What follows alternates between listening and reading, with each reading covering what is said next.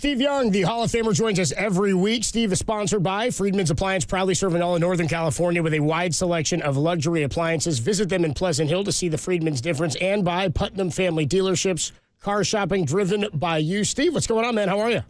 What's it, Copes? What we got? What we got? How you doing? I'm what good. We got? How you doing?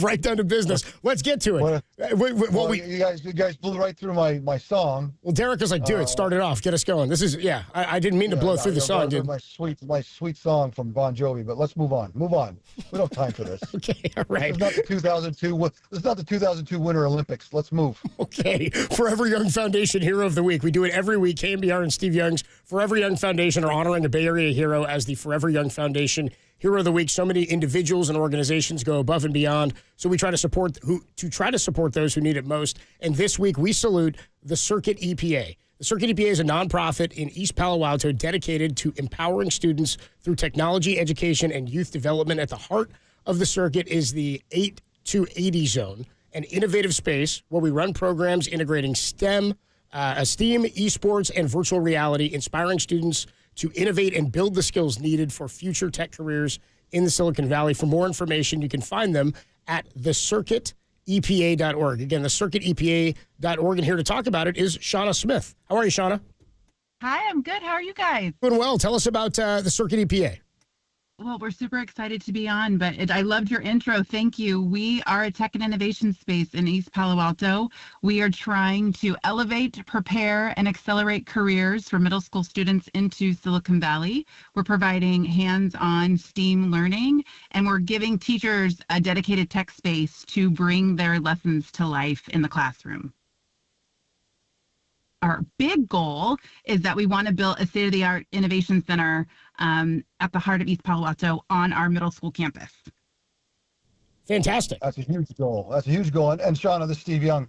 8 to 80, this is Jerry Rice coming up with the idea of leveling the playing field. And the two of us kind of came together. So this is a little bit of a Homer thing because 8 to 80 is a part of what we've been doing in East Palo Alto for a long time. And Shauna, I wanted you to just be shouted out for all the efforts you're doing in the community. It is a beacon in the community in East Palo Alto, and I'm grateful for what you guys have done through the years. And now you want to pay it forward and build it bigger, which is super cool. And we got to help you do that. And so I thought it would be good to shout it out to people so they knew what you were doing, and people who might be interested might be able to jump in, and we're certainly going to jump in with you as well. Yeah, we appreciate you. You know, this 8 to 80 and what we're doing for tech and innovation in specifically East Palo Alto, this wouldn't be possible without Steve and Jerry. This is part of their vision. They've been in the East Palo Alto community alongside with us for the last over 2 decades. And so they live this work with us every day, and we're excited to level up and provide this amazing space and really be a hub and a resource for innovation in Silicon Valley. Shauna, thank you so much. People, again, you can get involved. Shauna. Yeah, if you want to get involved, thecircuitepa.org. The Circuit EPA, great program, and you can get involved, find their website, and more information there. Shauna Smith, thank you so much. Thanks, Shauna. All right, thanks, Shauna. What's up, Steve? How are you now? What's up, boys? Should we play the song again? Hey, what's up? It's just that... Oh, yeah, let her rip.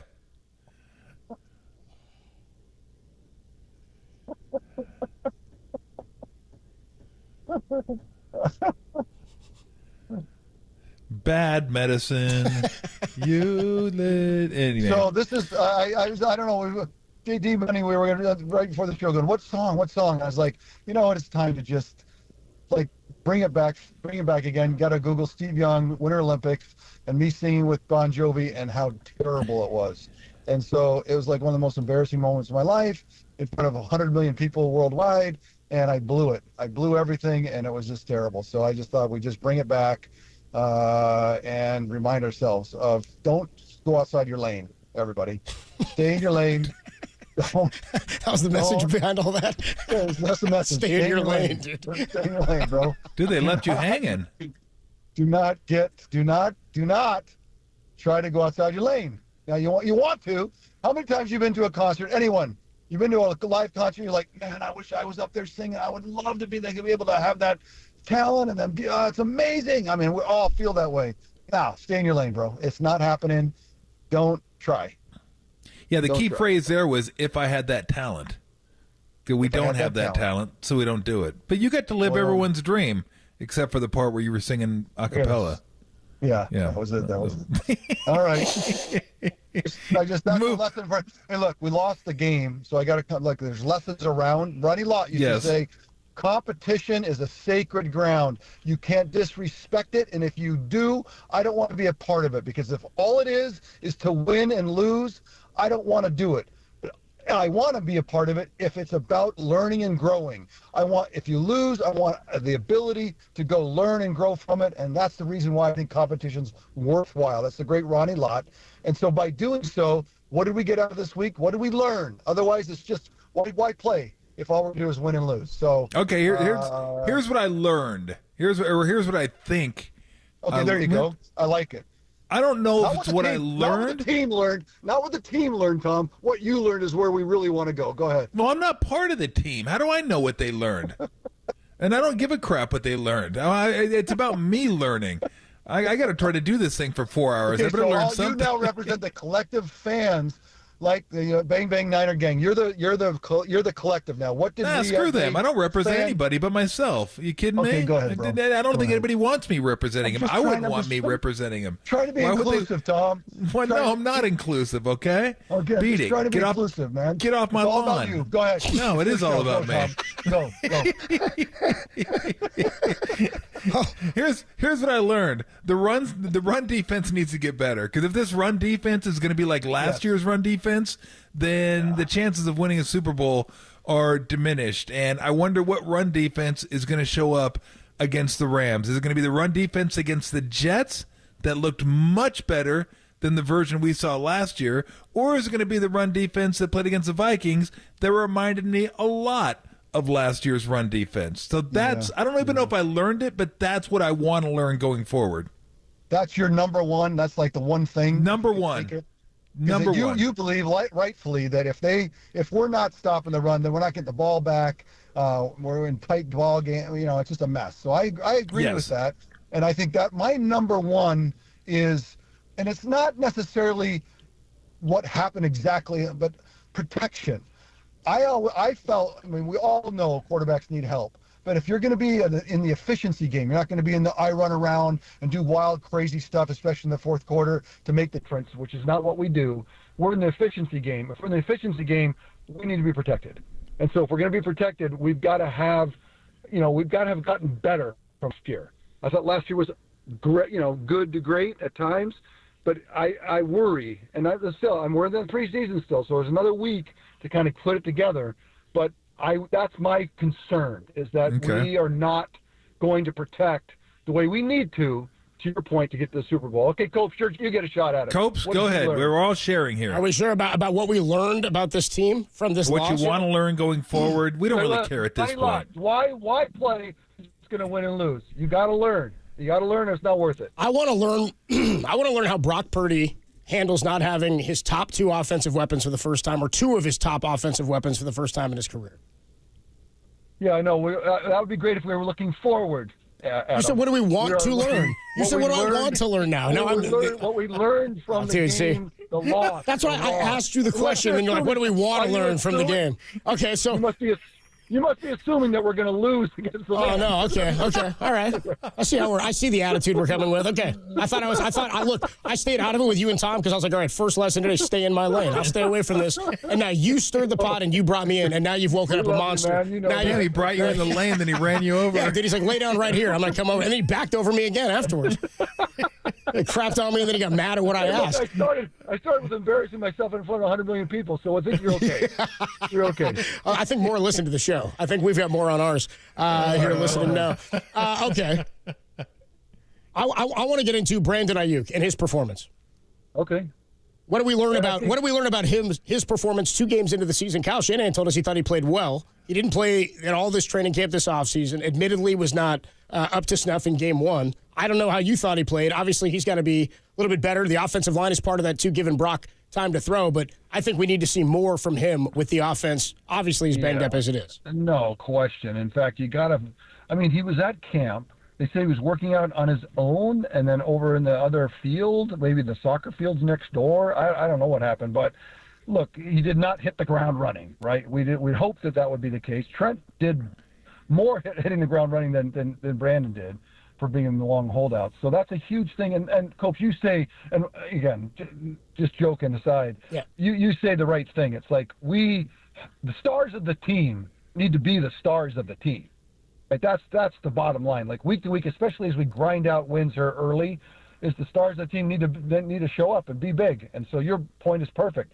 It's not been for Brandon Aiyuk, and it's got to be. And I think that I suspect as he gets rounds into shape and starts to get free. One of the things that Brock and he are great at is when he gets open quick, which is one of his talents, Brock balls out, and it's Brandon on the run. And that's, to me, that's what we will. If we don't see a bunch of opportunities or at least efforts to get the ball to Brandon quickly as he beats people off the line of scrimmage, then I'd be surprised, right? Because that's got to be one of the big things we got to do. So we've talked about this before, but I mean, look, unless you just take a dump in September and you've buried yourself, does it really even matter? Like, I mean, I feel the same way. I think you do. I don't know, but I don't even really know who a team is until October. Like, just get through September as best you can. Don't bury yourself. 2-2, fine. You know, you'd like to win all of them, but just get yourself going by October. And then I feel like I got at least a decent handle on who teams are first or second week of October. But September, I don't know who any of these teams are. Kansas City's 2-0. Yeah. They could be 0-2. Baltimore is 0-2. They could be 2-0. I mean, it just I don't have a good grasp on any of these teams right now. You can't. Look, it's the preseason. Yep. So you're right, Tom. You're right. But the thing is, I think we're looking for themes that which aren't going to be solved. You know, the preseason shows themes that you got to solve in the regular season. And so I think that all the things we just talked about are things that are concerns that, yes, you can say, oh, it's a preseason, don't worry about it. 12 o'clock start, on the road, fancy defense that's got really complicated. Look, what did we say the first week we talked? Brian Flores was not the only person who spent the months of February through June studying Kyle Shanahan's offense and studying Brock Purdy's tendencies and figuring out ways to stop Brandon Aiyuk. Like, the whole league's trying to look at the 49ers. Look, anytime they put on tape, it's going to be the Chiefs or the 49ers generally, because that's the two teams that are kind of leading the way. And so the idea that we're going to throw it all away and say it's the preseason, which I'm admitting, I just worry about the themes, and I want to see those themes buttoned up fast. Defensive line, as far as run defense, what you said, Tom, which I think is right. Brandon Aiyuk becoming the star that he held out to be, and our offensive line needs to be. It can't be worse than last year. It's got to be better, and or else that's a thing that got us at the end.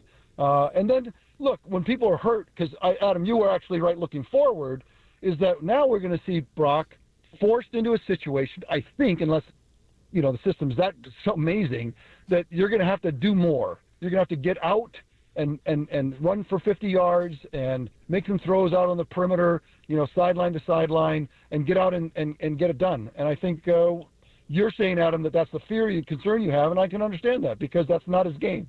But I've told you in the beginning of the season, we said, what are the things that Brock has to do to elevate his game? It's to be able to do more of this, because in the biggest games, Super Bowls, championship games, even playoff games, or big games during the regular season, in the end, those are the kind of things that make the difference. You saw last week, Patrick Mahomes played not that great, but he got on his horse, he was moving around, he was making those big games with his legs at the end of the game. It's like that's the stuff that wins and loses ball games. And so those are all real. We covered it. I think we covered a lot of ground, and I think that's probably pretty true. I think a lot of it is because when you go micro, that's a player's attitude. Is micro, like, because players can't even tell you who they're playing in 2 weeks.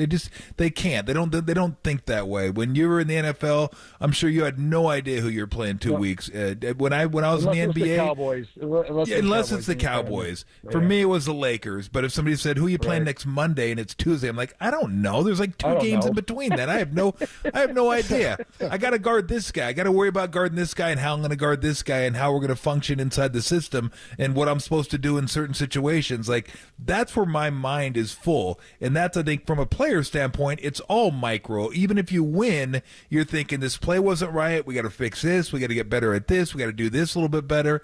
But when you get outside the game, you start thinking macro a little bit and like, okay, look, there's plenty of time. It's not like they're playing terribly. They just got some things to clean up. And you assume with the players they have and the coaching staff they have that they'll make it through September and then do what they have been doing, which is get better as the season goes on. So, I mean, I think you can have it both ways where you're like, yeah, they do have stuff to clean up. They do have stuff that they better look at and not let it get too far out of hand. But you also realize it's September, at least I do, and say, okay, give me until October. And if it's still a problem at that point, now it's something that maybe they need to go outside the organization to address or do something drastic, because it can't keep going on like this, because then we're going to be talking about it in November. And then by that point, it's too late. All right, so we talk about the preseason. If this is, people are saying, Steve, it's not the preseason. Like, look, relax. I get, just go with me here, right? We went with Copes. You got to go with me too, right? You got to hang with each other. We got to hang with each other. Do you think the division is better than it was last year, based on what we're seeing early returns here in the first couple of weeks? Yeah. Maybe a little bit. Look, the Cardinals are better. Yeah, but the Rams might be worse. I thought they'd be better. They're hurt. They're like, well, you got to figure they'll get better. You saw them the first week. That looked like a pretty good squad as long as Matthew's healthy. It's a good. If everyone's Puka and everyone's healthy. I don't know. But Steve, they've given up 400 yards rushing in 2 games. Yeah, you can't do it. You're right with Aaron Donald. Okay, so down, a little up for Arizona, a little down for the, and probably middling with. So probably about the same. Maybe about the same. Or you think it's actually worse? Maybe a little better, but about the same, I would say. Huh. All right, so then we're fine. No one panic. Everyone relax. Yeah, okay, all right. Nothing to see here. Nothing to see here. Move on. Nothing to see here. Please disperse. Hey, look, after the Jets game, I said, it's preseason. Win. Don't worry about it. Move on. Well, we got to say the same thing this week. Hey, preseason, we lost. We've shown the fears and anxieties. We've brought them forward. We've been honest and vulnerable. Yes. We're not trying to hide, but we're also recognizing that it's freaking September and we're going to move on. We're going to move on. There you go. I like it. Okay, Steve, who's more likely to adapt to their offense without their top 2 offensive weapons? Is it Matt Stafford or is it Brock? Ask it again, Adam. I was yelling at my daughter. What, she run the wrong route? No, she wouldn't put her seatbelt. It was making noise. I was trying to get her to put it on. Oh, my gosh. One more time. Okay, I'll ask you one more time. Who's more likely to – who will adapt better to not having their top 2 weapons, Stafford or Brock? Oh, I got you. Well, I mean, you've got – like Jordan is just feels like it's not like we're missing – like, we know CMC's amazing. Christian's amazing. But Jordan's like – I don't know, he might be – pretty amazing. Like I don't know that there's a, I don't know who's replacing either of those guys for the Rams, especially in the periphery on the outside and strong hand. Like who's going to replace those guys? Where we have answers, we and Juwan's going to pick it up, and like I would say, Brock in a much better spot just because there's more reliable people to take the spot and to answer the bell with him. And Matthew can't move around much. He's an older guy. He needs people. He needs those. Yeah, Brock is the guy, no question in my mind, that can adapt it better. Just because I think it's got more help. I got to ask you about Tua because that was a scary situation against Buffalo last weekend. Although the weird thing about it was he did it to himself. He ran into Hamlin instead of just going down, which is like he's got to figure out a way to get himself down on the ground. And this is just an aside. I didn't get to throw this out there. I didn't want to throw that out. I don't know how you feel about it. I'm really tired of people on social media telling him he needs to retire. Like they care. Like, look, I really feel for you. I really don't want to see you get hurt. I really think you should retire. You want cheese on that burger? You do? Okay, I'll go put some. Really, please, bro. Just get out of the game. Like they care. It's like, go away. Just said stop with that crap. If he wants to play and he wants to take the risk, then that's what he should do. I hope he takes all the medical advice seriously. But if he plays, he plays. If he doesn't, he doesn't. But do you think he's got to alter his ability to get down and be safe with his body? Like, I know he wants to win, It was but odd, Tom. it wasn't, and he ran right into him. It was odd. He had a chance. To me, that's the most safe place to be on the field, is out amongst the people running around with space, and all you got to do is get to the ground. And I think you guys tell me, I think he had the first down. Like, it wasn't. He did, and it was a fourth down. Yeah, so he knew he had the first down. So it was almost like I want to say he tripped or didn't think it through or something, because it was odd how he went into. And how about it being Damar Hamlin? How weird, how crazy is that? Yeah, it was wild. But it was odd how it happened, what it looked like. It felt like he got, kind of got in between what he wanted to do and what he ended up doing, and so it was like that awkwardness in it. And I'm not so sure that the injury didn't happen as it finished into the ground, like his head hit the ground. But what I worry about, as you know, when you have multiple head injuries where you've got what's the pose when your hands go out? We're gonna try to rigor reconnect there mortis? briefly. Try to reconnect there briefly. He was talking about like his hands went stiff like that. Yeah. Yeah, the rigor mortis. Yeah, right. Just like stiffens up. It's like, I remember the first guy I saw was at Job at Best when he was at Cal. Yeah, that's one that I came to mind from. He flipped and he went down. I was like, oh, look at his arm. It just went straight. I think we got Steve back. Yeah. Yeah, there you go. Yeah, that's the time. And so my people think, and I respect it, because people reach out to me and says, you had concussions, we want to talk about it. And even parents will come to me and say, hey, my son was playing basketball and he jumped up and got tripped and his head fell back on his head. Now 6 months later he can't go to school and he's really can't sleep very well. And I'm like, holy H, man, that's crazy. Like, whenever I had anything, I felt dizzy during the game. I went home and slept and felt better tomorrow. Like, so I see these poses that Tua's going through. I see the damage it scares me to watch. And so, Tom, I give people credit to grace to be afraid of what they're seeing, and then begging him not to have him not to go through that again. So that part, I understand the emotion of it. It is Tua's place to figure it out. The brain can heal. That's what I've learned. It can heal, but you just don't know when you've done permanent damage or you're doing damage that's going to show up in 5, 10, 20, 50 years for him, because he's in the mid-20s. Mm-hmm. And so that's the hard part. I mean, it's just an impossible situation to be in. And so we watch and say to ourselves, what I just saw, that can't keep happening. And so I think that he would agree with that. But then does that mean I never play again and I walk away from the one thing that I'm great at? Yeah. In my whole life, I'll never be great like this at anything else I ever do, ever. And I'm going to walk away from that thing that I'm best at to wake up tomorrow to find out that I'm not even good at anything else. That's the fear that whoever left the game, you had it, we all had it. Copes, I don't remember your athletic history, but there's a time when you had to give it up. It's still coming, yeah. Yeah, but it's still coming. You're still going. I'm on my way. I haven't found my niche yet, but I'll get there, dude. I'll let you know. It's all about the journey. Yeah. It's a journey. Yeah. It's the best. So it's a tough spot. It's a super, super tough spot. And Tom, I appreciate what you're saying is let it be leave it to Tua. Let him run his life and make decisions that are best for him. He'll go out and get the best advice, and don't try to, shame him into it. But I don't think people. I give people the grace that they saw what they saw, and they don't want that. They just know that that's not right.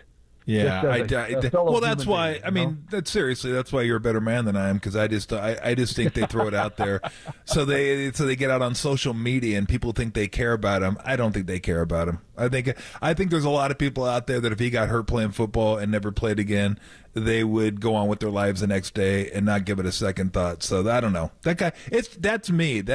Look, that's my cross I got to bear, getting upset with people that be on social media just for the attention that they get, and that just whatever. Move on. I'm going down a rabbit hole I don't need to be down. We'll end it on a lighter note. Steve Young, he does it with us every week. The best half hour in sports radio. Steve, I just got to ask: are you going to tune into our show tomorrow, 3:50? First time this year, Harmony's coming back. Yeah, you coming back tomorrow? The great Harmony is back. Yep. I thought it was a one and done. I really sensed that there was no chance that you guys, despite how crazy you guys can be, I was like, Harmony's one and done. She's finished. And you're bringing her back. I'm shocked by that. I didn't see the numbers in that. I didn't see. Have you guys actually done some polling? Have you guys, you know the polls are all BS, Steve. Come on, man. You know the polls are. Have ratings. You can't trust the polls. I'm just trying to. Yeah, I'm like, are you guys are you afraid of some like critical feedback? Like, what's the matter with you guys? We actually, you know what? It's funny you mentioned that. We actually did polling. And Harmony stole it and put it in her bedroom. Oh! We'll end it on that note. Steve Young, the Hall of Famer, joins us every week, and he'll be tuning in tomorrow at 3:50 for the return of Harmony. Will. Steve, we'll talk to you next week, man. All right, Colts. Good to see you, boys. Talk to you later, bro.